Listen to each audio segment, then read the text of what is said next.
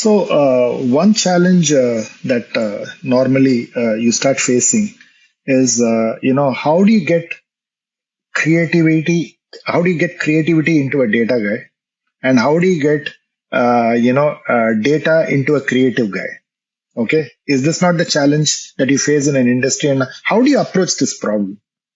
Um, I honestly have only approached this with telling all my data scientists one thing: do not operate with the assumption that you're not creative, because of the amount of knowledge that you are sitting with, the insights that you are sitting on.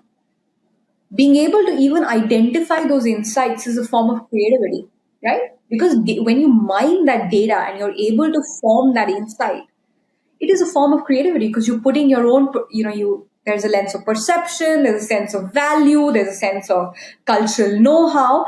It's on the basis of that you form that insight. That is creativity. When I've said that to people, it has liberated them, because suddenly you're going into a creative meeting not thinking that I'm just the data guy or I'm just the person who's coming with the insight, but someone who has an opinion on what kind of comms will potentially work. They may not be writing the headline or writing the tag or coming up with that great jingle. They may not be those people, but what they have done is a form of creativity.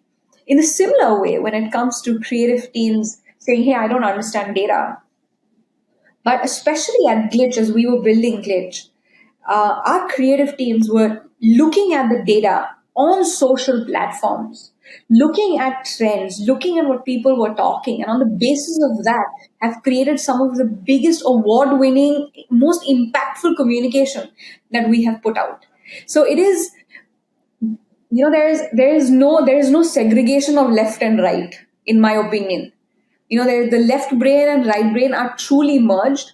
There is obviously, one is better at the other, but there is an intersection. And There's only there is only whole brain thinking. exactly, there is only whole brain thinking. And if you don't operate with that, because that's important, right? You have to set the rules of the land when you run a meeting.